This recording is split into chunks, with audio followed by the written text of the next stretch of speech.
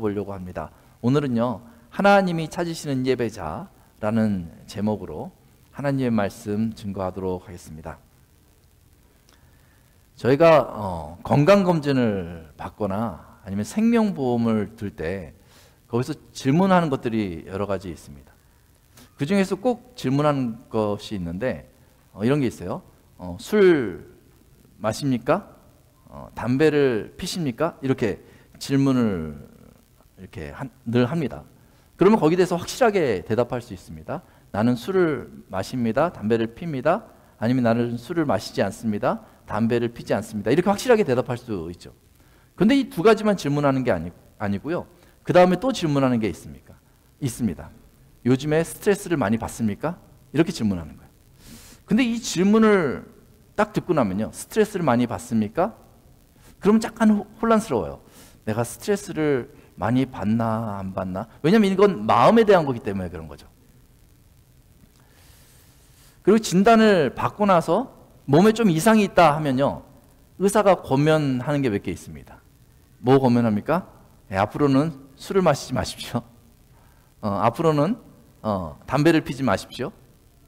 그리고 또 한 가지 이야기가 있는데 그게 앞으로 스트레스 받지 마십시오. 이렇게 얘기하는 거예요. 이 담배를 피지 말라고 하면 안 피면 되는 거고, 술을 마시지 말라고 하면 안 마시면 되는 거잖아요. 근데 스트레스를 받지 말라 이 얘기를 들으면요, 좀 혼란스러워요. 왜냐하면 스트레스는 이 마음과 관련돼 있는 거기 때문에 그런 거죠. 이 스트레스는 내 몸에 대한 게 아니잖아요. 그런데도 불구하고 내 몸이 안 좋을 때 스트레스를 덜 받으면 이 몸이 회복될 수도 있다. 이렇게 의사가 권고해 주는 거죠. 제가 오래전에요, 이제 미시간에서 잠깐 이제 어학연수 왔다가 그쪽 교회에서 한 6개월 정도 이제 중고등부 사역을 하게 됐는데, 그때 그 부모님 중에 한 분이 어느 나라에 가면 국빈 대접을 받는 그런 한의사라고 그래요. 대통령이 나와서 환영하는 그런 한의사라고 그러더라고요. 그러니까 저도 확실한지 모르겠는데 그렇게 들었어요. 근데 그 학생일로 상담하러 그 집에 갔는데 그분이 저를 보더니 맥을 잡아주시겠다는 거예요. 아, 이거 굉장히 비싼 건데 그냥 공짜로 해주신다니까 얼마나 고마워요. 그래서 제가 맥을 딱 이렇게 손을 내밀었거든요. 근데 그분이 맥을 딱 잡더니 저한테 하는 얘기가 이게 스트레스를 무슨 일을 할 때 굉장히 많이 받는 스타일이라고 그런 얘기를 저한테 해주시는 거예요. 그런가 보다 했더니 그분이 저한테 권면해 주는 게 뭐냐면, 스트레스를 앞으로 많이 받으면 살 거니까 골프를 좀 배우라고 그러더라고요. 이 골프공을 때리면은 이 스트레스가 없어진대요. 그러면서 저한테 권해준 그 운동이요, 골프였어요. 그때 전 또 의아했습니다. 아니, 이 스트레스는 마음에 관련된 건데 이 몸으로 운동을 해서 몸을 건강하게 하면 이 스트레스가 풀어질 수 있구나. 이런 걸 그때 배웠던 기억이 있습니다. 이 무슨 얘기입니까? 이 몸하고 이 마음이 긴밀하게 유기적으로 연관이 있다는 얘기죠. 그냥 마음 따로 몸 따로가 아니라 마음과 이 몸은요, 항상 연계되어져 있다는 거예요. 그래서 내가 마음이 좀 슬프고 힘들면요, 그냥 내 마음이 왜 이렇게 우울하고 슬프지 이것만 생각할 게 아니라요, 나가서 운동을 좀 하는 게 도움이 될 수 있다는 거죠. 그리고 내 몸이 좀 안 좋을 때요, 그때 내 마음을 잘 살피면 때로는 몸이 회복하는데 도움이 될 수도 있다는 거죠. 제가 이렇게 몸과 마음에 대해서 장황하게 설명하는 이유가 무슨 이유가 왜 이렇게 장황하게 제가 설명을 하고 있을까요? 오늘 본문에 보면 이 몸에 대해서 나오기 때문에 제가 이 몸에 대해서, 이 몸은 마음과 이 바디, 이 육체를 다 포함하는 개념이다라는 것을 이야기하고 싶어서 이렇게 장황하게 앞에서 설명을 했습니다. 오늘 본문 12장 1절 제가 한번 읽어볼게요. 이렇게 말하고 있습니다. 그러므로 형제들아, 내가 하나님의 모든 자비하심으로 너희를 권하노니 너희 몸을 하나님이 기뻐하시는 거룩한 산 제물로 드리라. 이는 너희가 드릴 영적 예배니라. 이렇게 말씀하고 있습니다. 이게 되게 중요한 구절이기 때문에 저를 한번 따라 읽어보시면 좋겠습니다. 그러므로 형제들아, 내가 하나님의 모든 자비하심으로 너희를 권하노니 너희 몸을 하나님이 기뻐하시는 거룩한 산 제물로 드리라. 이는 너희가 드릴 영적 예배니라. 지금 이 구절이 뭐에 대한 이야기입니까? 바로 예배에 대한 이야기예요. 몇 년 전에 저희한테 팬데믹이 왔을 때 이 교인들, 교회를 나오던 교인들의 마음에 간절한 소망이 있었어요. 그때는 교회도 문을 닫았잖아요. 모든 기관이 다 문을 닫았잖아요. 그때 간절한 마음에 소망이 있었는데 그렇게 집에서 있으면서 우리 교회 건물이 이 기간에 좀 더 세련되어졌으면 좋겠다, 이런 거를 요청하신 분이 아무도 없어요. 그때 집에 있으면서 소그룹이 더 활성화됐으면 좋겠다, 이런 것을 기대한 분도 있지 않습니다. 교회 가면, 이게 팬데믹 끝나고 나서 교회 가면 점심이 더 맛있었으면 좋겠다, 이런 걸 기대한 사람도 없습니다. 교회 가면 누가 나한테 더 편의를 좀 제공해 줬으면 좋겠다, 이런 것을 그 팬데믹 기간에 기대한 사람도 없습니다. 그때 성도들의 마음에 간절한 소망이 있다면 딱 한 가지였어요. 교회에 가서 교인들과 만나서 예배만 드릴 수 있다면 좋겠다. 다들 이 얘기를 하시더라고요. 그러니까 지금까지 내가 누렸던 거, 교회에서 좋았던 거, 좀 불평했던 거 하나도 생각이 나지 않고 내가 교회 가서 예배만 드릴 수 있으면 좋겠다, 이렇게 생각했다는 것이죠. 그러니까 팬데믹을 통해서 저희가 깨달은 게 하나 있다면요, 이 교회에서 가장 중요한 것이 무엇인가를 깨달았어요. 바로 예배인 거예요. 다른 것들은요, 있을 수도 있고 없을 수도 있는 거거든요. 있으면 좋지만 없어도 괜찮은 것들이거든요. 그런데 이 예배는 교회에 꼭 있어야 된다는 거죠. 교회에서 교인들한테 제공할 수 있는 최고의 혜택은 무엇입니까? 바로 예배라는 것입니다. 교회에서 교인들한테 제공할 수 있는 유일한 혜택은 무엇입니까? 바로 예배라는 거죠. 그전까지는 저희가 잘 몰랐는데 팬데믹을 지나면서 깨달은 것이, 이 예배가 정말로 우리에게 중요한 거구나. 오늘 이렇게 모여서 드리는 이 예배가 참 우리에게 중요한 거구나, 이런 것을 저희가 그때 깨달았던 기억이 있습니다. 이 예배가 참으로 중요한 것인데, 오늘 그래서 여러분들이 이 교회에 오신 거잖아요. 예배에 참석하신 거잖아요. 그런데 이 예배는 무엇입니까? 이 예배가 무엇인지 저희가 잘 알고 있을 필요가 있습니다.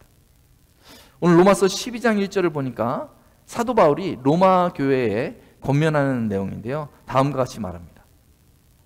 그러므로 형제들아, 내가 하나님의 모든 자비하심으로 너희를 권하노니, 이렇게 시작하고 있어요. 그러므로 형제들아, 이렇게 얘기하고 있거든요. 이 그러므로는 뭐죠? 그러므로는요, 이 앞에 무슨 내용이 잔뜩 있는 거예요. 그 내용들을 다 받고 있는 것이 바로 그러므로라는 단어예요. 이 로마서 12장에 와서 그러므로라는 단어를 사용하는데, 로마서 1장부터 11장까지의 내용을 다 받고 있는 게 그러므로라는 거죠. 로마서 1장부터 11장까지 어떤 내용이 나옵니까? 거기 보니까 그러므로 하나님의 모든 자비하심으로 너희를 권하노니, 이렇게 얘기하고 있잖아요. 하나님의 모든 자비하심이 로마서 1장부터 11장까지 나와 있는 것이죠.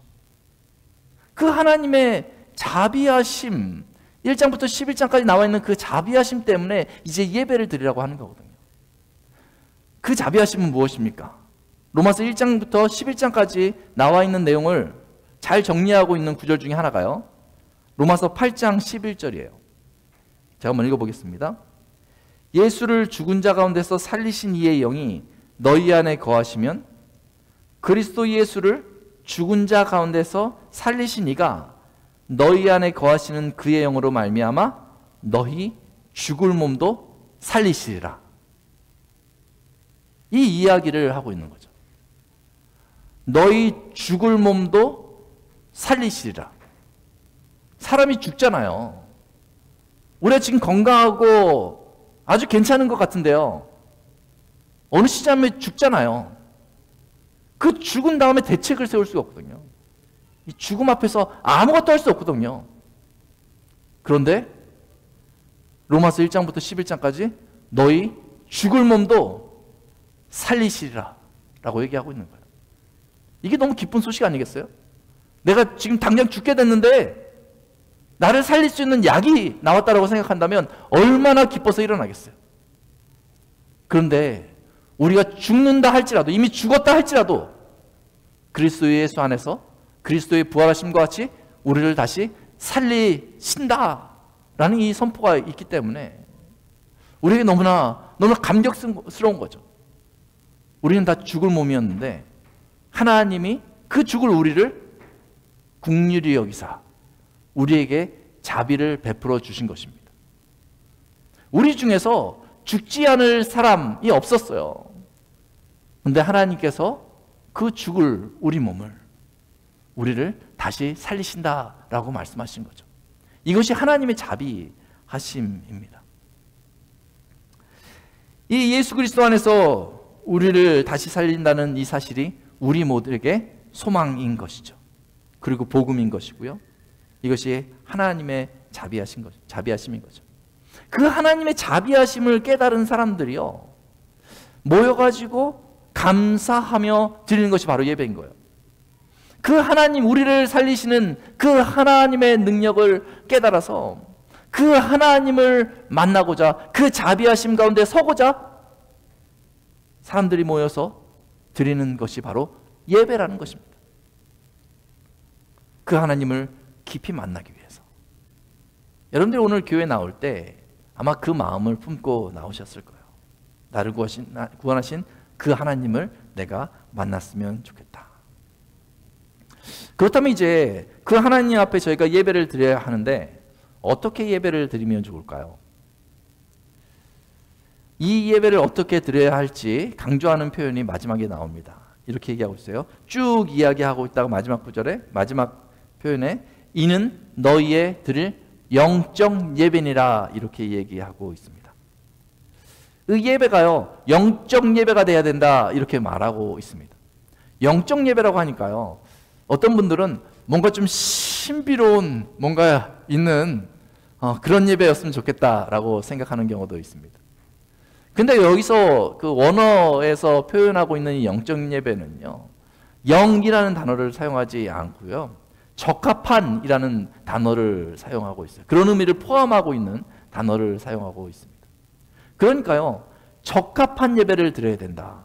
하나님의 자비하심에 적합한 예배를 우리가 드려야 된다라고 얘기하고 있는 것입니다. 하나님이 베푸신 그 구원의 깊이에 걸맞는 예배를 우리가 드려야 한다 이렇게 표현하고 있는 것이죠. 그렇다면 또 궁금한 게, 그러면 어떻게 하는 것이 하나님의 자비하심, 하나님께서 나에게 베푸신 그 자비하심에 합당한 예배가 될까 하는 것을 저희가 질문할 수 있습니다. 저희가 머릿속으로 딱 생각하면요, 뭔가 예배를 잘 드려야 되겠다 생각하면요, 이게 좀 분위기가 근사해야 된다라고 생각이 돼요. 그래서 아주 빈틈이 없었으면 좋겠다 뭐 이런 마음을 갖기도 합니다. 그래서 뭐 가장 근사한 성가대나 뭐 찬양팀이 앞에 서고요, 이 사람들이 꽉 이 자리에 차고 또 예배를 인도하는 인도자도 이 표현들을 잘 써가지고요, 예배의 흐름이 그냥 물 흐르듯이 막 갈 수 있도록 그렇게 하고요, 설교자도 이 귀와 마음에 퍽 와닿는 그런 아주 달콤한 그런 메시지를 증거하고, 어쨌든지 하나에서 열까지 콘티가 잘 짜여져 가지고 이 예배는요, 이제 1초도 허투루 쓰이지 않는 진짜 그런 예배를 딱 드리고, 예배가 딱 끝나면 문을 열고 나가면서 오늘 예배 분위기 너무 좋았어, 오늘 예배 준비를 참 잘했네 뭐 이러면서 기분 좋게 이제 집으로 가는 그런 예배가 하나님께서 받기에 적합한 그런 예배 아닐까, 이런 생각을 저희가 해볼 때도 있습니다. 그래서 어떤 분들은요, 교회를 이제 처음 정할 때 그 교회 가서 예배 분위기를 살피는 거예요. 여기는 분위기가 어떻게 좀 잘 예배가 막힘없이 흘러가고 있는가? 내가 드릴 만한 그런 예배를 드리고 있는가? 이렇게 교회를 살펴보는, 교회 예배를 살피는 경우도 있습니다. 그런데 로마서 12장 1절에 보니까 그런 분위기에 대해서는 한마디도 하고 있지 않아요. 뭐라고 얘기하고 있습니까? 너희 몸을 하나님이 기뻐하시는 거룩한 산제물로 드리라, 이렇게 얘기하고 있어요. 뭘 드려요? 너희 몸을 산제물로 드리라, 이렇게 얘기하고 있어요. 그러니까 예배가요, 이 분위기가 중요한 게 아니라 예배를 드리고 오는 한 사람 한 사람이 그 몸을 하나님 앞에 산제물로 드려야 한다, 이렇게 얘기하고 있습니다. 물론 예배의 형식도 중요합니다. 예배를 분위기도 중요하고 잘 준비하는 것도 필요해요. 우리의 찬양, 우리의 기도, 우리의 헌금, 우리의 헌신, 이런 거 다 필요한 것이죠. 그런데 그런 것들은요, 예배의 주체는 아닙니다. 그런 것들을 통해서 예배를 드리는 것이죠. 예배의 주체는 누구입니까? 바로 나예요, 나. 내가 예배자인 거죠. 목사인 저만 아니라 여러분 한 사람 한 사람이 바로 예배자인 것이죠. 여러분들이 여러분들의 몸을 하나님께 산제물로 드리면 그것이 긍휼하신 그 하나님께서 받으실 만한 그러한 예배가 되는 것이죠. 저희는 이렇게 큰 예배당에서 우리가 마음껏 이렇게 악기들을 쓰면서 찬양을 하고 예배를 드리지만 때로는 그렇지 못한 분들도 많이 있습니다. 그러나 아무리 멋진 그 외형적인 것을 가진다 해서 하나님께서 기뻐하시는 것이 아니라 외형적인 게 별 볼 일 없어도 그 몸을 하나님께 드리면 하나님께서 그 예배를 기뻐하신다는 거죠.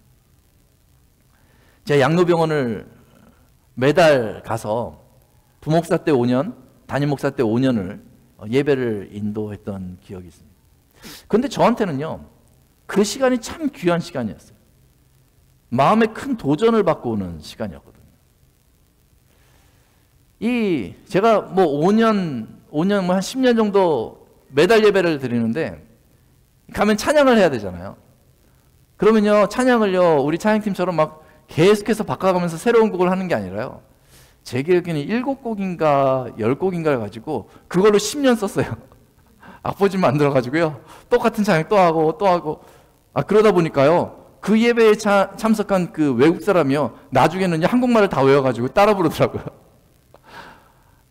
양로병원에서 예배를 인도하는데 어느 시점인가 이분들이 정말 그 몸을 다해서 하나님 앞에 예배드린다는 느낌이 너무 많이 드는 거예요.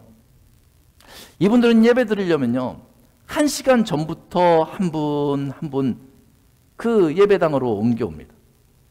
그래서 예배당이 꽉 차요. 이제 거기 뭐 밥 먹고 이제 교제하는 곳이죠. 거기에 사람들이 이제 빈틈없이 꽉 찹니다.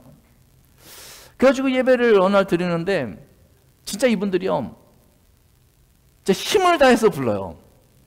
숫자는 뭐 한 40명, 50명 정도 모였는데 진짜 건물이 막 떠나갈 듯이 불러요. 떠나갈 듯이. 그러면 제가 그때 마음이 얼마나 뜨거운지 몰라요. 제가 마음이 너무 뜨거워요. 그래서 막 같이 찬양하다가요, 제가 막 그렇게 외치거든요. 여러분 여기가 교회입니다 라고 하면요, 그 할머니 할아버지들이요, 아멘 이렇게 외쳐요. 여기가 하나님의 나라입니다 그러면 아멘 막 이렇게 외친단 말이죠. 근데 그 중에 그런 분이 있어요. 이 몸에 마비가 와서 침대에 누워서 몸을 제대로 못 쓰는 분이 있단 말이죠.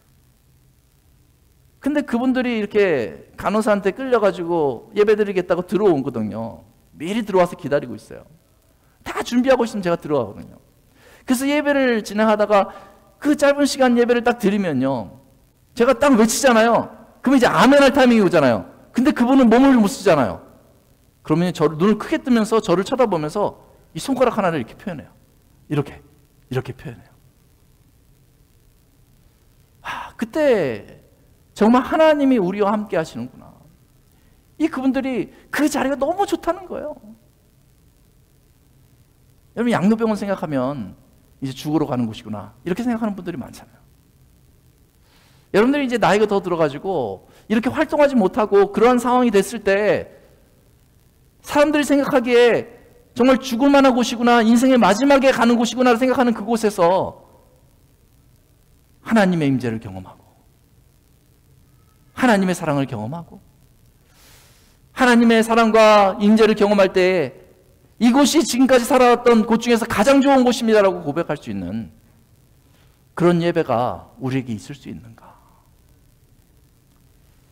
그렇게 도전받고 교회로 돌아가면 때로는 실망스러울 때가 있습니다. 그곳에서 느꼈던 그 열기가 느껴지지 않아요.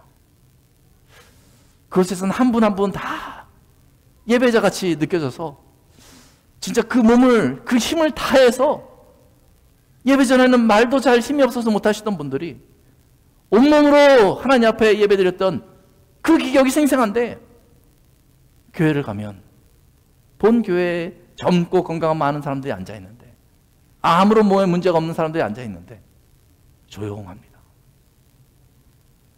그럴 때 목회자로서 안타까움이 있을 때가 있습니다. 우리가 그 양로병원의 할머니 할아버지처럼 온 힘을 향해서 같이 예배드릴 수 있다면 정말 이 예배가 뜨거워지고 하나님의 임재를 우리가 다 같이 경험할 텐데 우리가 방관자나 구경꾼이 되는 것 아닌가 하는 그런 질문을 스스로 해봤던 그런 생각이 그랬던 적이 있습니다. 여러분, 예배는요 우리의 몸으로 드리는 것입니다.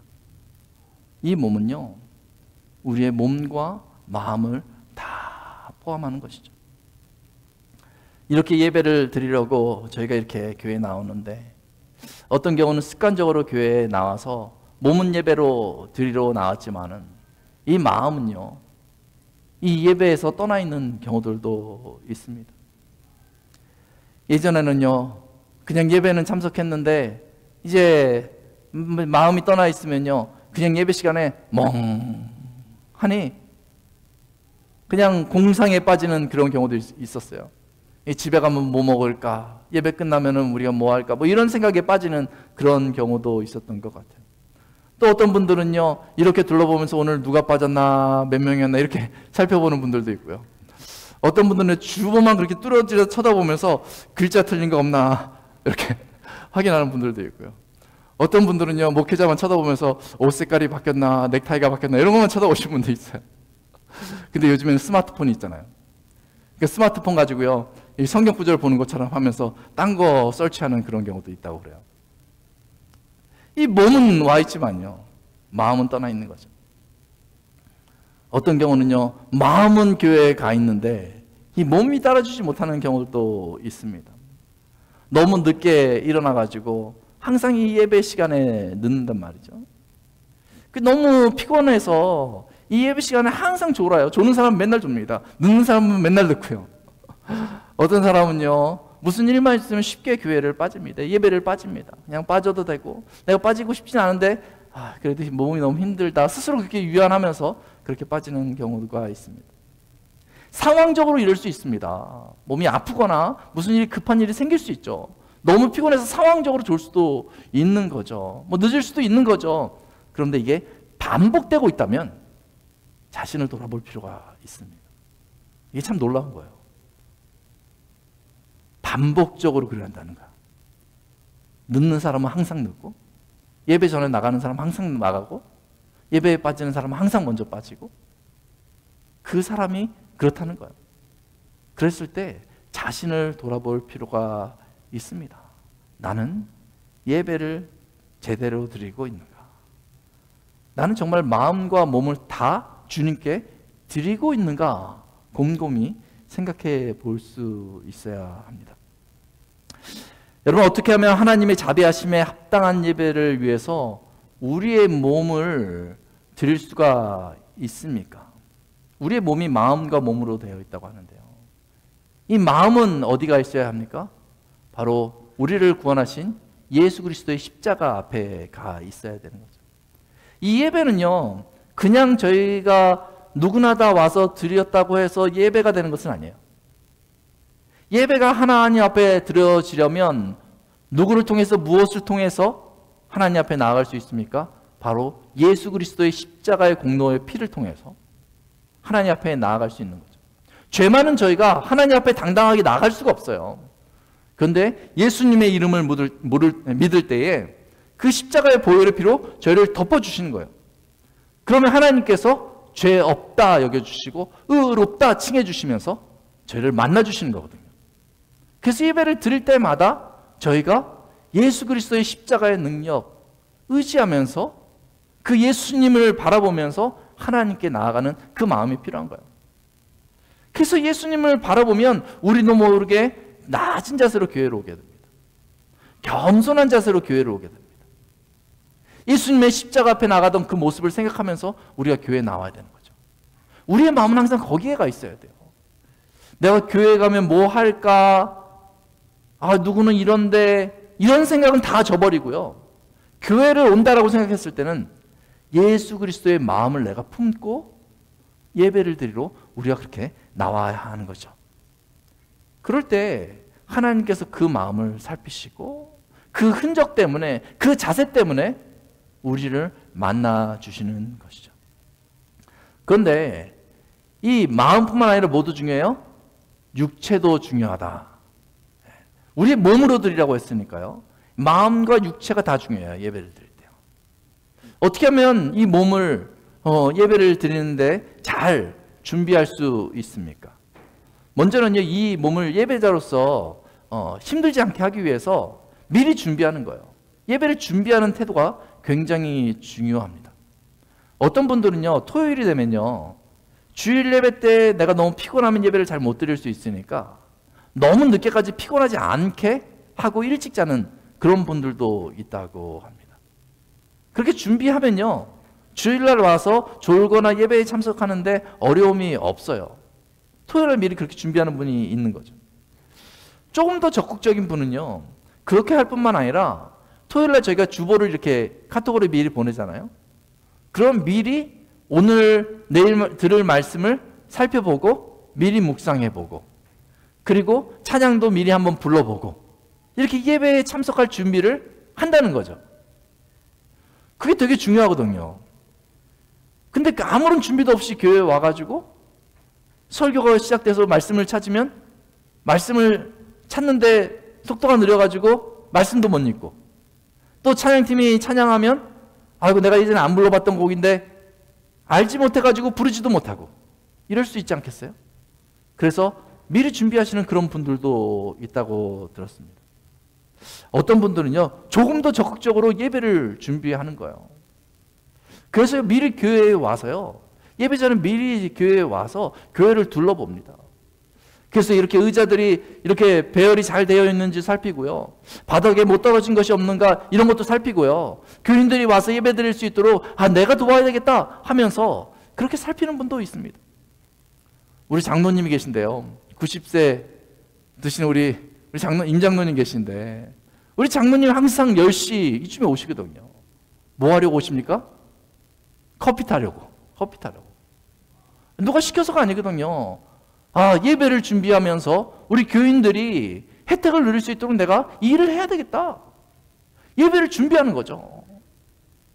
우리 찬양팀도 미리 금요일에 와서 2시간 연습을 하고 주일날도 와서 몇 시간을 연습하고 그리고 또 예배를 드리지 않습니까? 이런 것들이 중요합니다.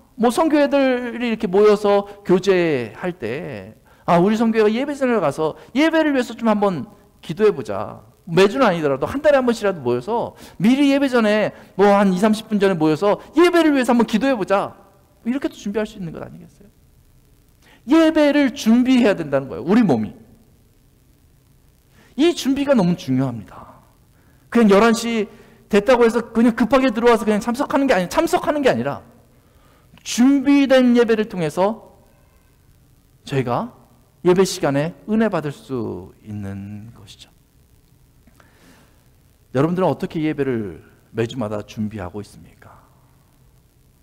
이것이 우리에게 굉장히 중요한 질문입니다. 내가 예배를 아무것도 준비하지 않고 참석만 하고 있다면 곰곰이 자신을 살펴보십시오. 내가 정말 몸으로 하나님께 예배드리고 있는가 곰곰이 생각해 볼 필요가 있습니다. 이 두 번째로 몸을 드리는 것은요, 바로 이 예배의 시간에 내가 예배자라는 생각을 가지고 예배에 적극적으로 참여하는 것입니다. 이게 그 교회가 이제 전통적으로 교회가 좀 부흥하고 시대적으로 기독교의 영향력이 커지면 교회 사람들이 많이 모이잖아요. 그럴 때마다 나타나는 현상 중에 하나가 뭐냐면 교회가 약간 극장식으로 바뀌는 거예요. 그래서 앞에서 인도하는 사람들이 화려하게 예배를 주도하는 거고, 앉아있는 사람들은 관중과 같이 앉아서 그것을 쳐다보는 것이죠. 그런데 이 예배는요, 그렇게 극장에 온 것처럼 앉아서 구경하고 아 오늘 분위기 좋았다 하고 돌아가는 것이 아니라는 거죠. 예배의 주체는 누굽니까? 바로 여러분들 한 사람 한 사람이에요. 그래서 내가 예배의 주체라는 것을 생각하고 예배에 적극적으로 참여해야 되는 것입니다. 그래서 저희가 이런 표현을 써요. 회중 기도, 회중 찬양, 이렇게 얘기를 하거든요. 그 이유가 뭐냐면 앞에서 인도는 해나가지만 이 앞에 있는 사람들이 실력을 뽐내는 자리가 아니고 우리 모두가 다 같이 찬양하고 우리 모두가 다 같이 기도하고 우리 모두가 다 같이 말씀을 살피고 우리 모두가 다 같이 하나님께 예물을 드리는 공동체의 예배다라는 것을 강조하기 위해서 우리가 회중이라는 말을 쓰는 거예요. 여러분 한 사람 한 사람이 예배의 주체인 것이죠. 그래서 저는 너무 감사한 게요, 저희 교회 찬양팀을 이렇게 보면 여기 막 프로페셔널한 사람이 있지 않거든요. 그런데 간절한 마음으로 하나님을 찬양하고자 하는 사람들이 이 멤버가 된 거예요. 그래서 열심히 연습하고 이렇게 예배를 인도하고 하고 있잖아요. 그러니까 여러분들 대표가 이 앞에 쓴 거란 말이죠. 여러분들도 언제든지 올라올 수 있고 저희도 언제든지 내려가서 그곳에서 앉아서 찬양할 수 있는 것이죠. 우리가 같은 위치에서 하나님께 예배를 드리는 거예요.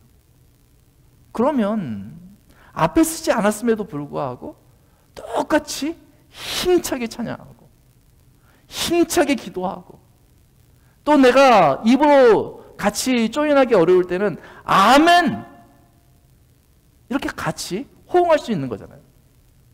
말씀 시간에도 아멘, 기도 시간에도 아멘, 우리가 사도신경 끝날 때도 아멘, 우리가 축도가 끝날 때도 아멘, 우리가 그렇게 외칠 수 있는 거죠. 적극적으로 한 사람 한 사람 예배에 참여할 때 이 예배가 살아나고 하나님께서 그 모습을 기뻐 받아 주신 줄로 믿습니다. 세 번째로 몸을 드리는 것은요, 예배 후에 그 예배 때 받은 은혜로 나를 조명하는 거예요. 그래서 나를 바꿔나가는 거죠. 예배를 드린 이후에 내가 아무런 영향을 받지 않는다면 그건 참 이상한 것입니다. 저희가 세상을 살아가다 보면 우리도 모르게 세상의 영향을 받거든요. 세상의 유혹과 위협 가운데 좀 당황하기도 하고 그래서 때로는 넘어지기도 하고 때로는 죄를 짓기도 하고 암울한 마음이 들기도 하고 뭐 이런 상태로 살아가잖아요. 영향을 받잖아요. 그런데 그렇게 살아가다가 거룩한 주일 아침 이렇게 모여서 예배를 드리면 하나님의 은혜가 우리 앞에 있잖아요. 그러면 하나님의 은혜로 말미암아서 우리를 조명하게 되면 그렇게 세상에 묻은 때들을 내가 닦아버려야 되겠다 이런 마음이 드는 거예요. 예배 후에 내가 변화돼야 돼요. 예배로 인해서 내가 바뀌어야 됩니다. 그럴 때 하나님의 은혜가 그곳에 있습니다. 저희가 다음 주에 계속해서 이 예배의 적용에 대한 부분들은 살펴볼 텐데요. 사랑하는 성도 여러분, 우리가 매주마다 이렇게 예배를 드리러 오는데 이제는 그냥 오지 마십시오. 평생 예배를 드리는데 하나님의 손길을 경험하지 못하면 너무나 억울하지 않습니까? 그냥 여기 왔다가 하나님의 앞마당만 밟고 하나님을 만나지 못하고 돌아가면 너무 억울하지 않습니까? 그렇다면 이 예배에 내 몸을 하나님께 드려야 되겠다. 그러한 마음으로 준비하시고 예배에 참여하시고 이 예배를 삶 가운데 적용하시기 바랍니다. 그때 하나님께서 이 예배를 통하여서 역사하십니다.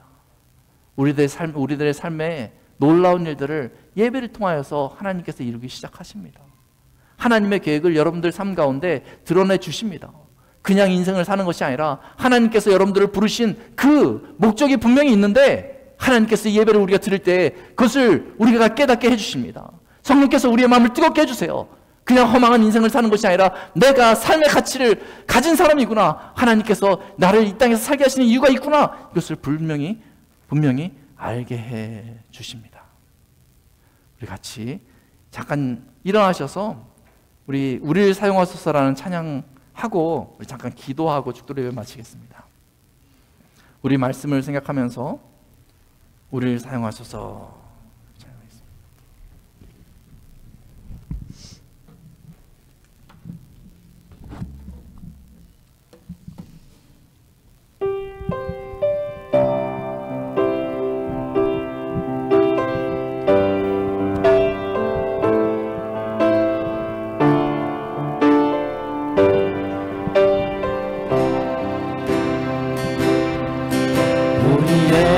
소원이 하나 있네. 주님 다시 오실 그날까지 우리 가슴에 새긴 주의 십자가 사랑, 나의 교회를 사랑케 하네.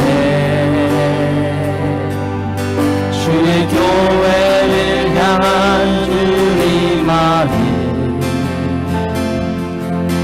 희생과 포기와 하나구하구나. 하물며 주님조차 우릴 막을 수 없네. 우리 교회는 이 땅에 희망,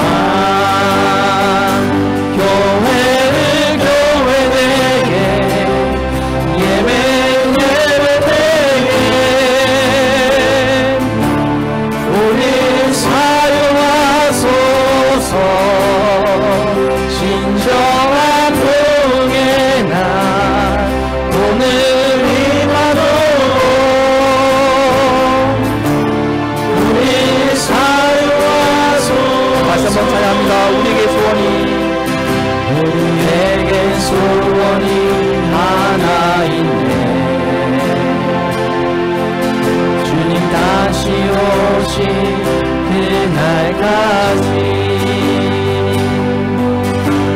가슴에 새긴 주의 십자가 사랑, 나의 교회를 사랑케 하네. 주의 교회를 향한 우리 마음이 희생과 포기와 하나님과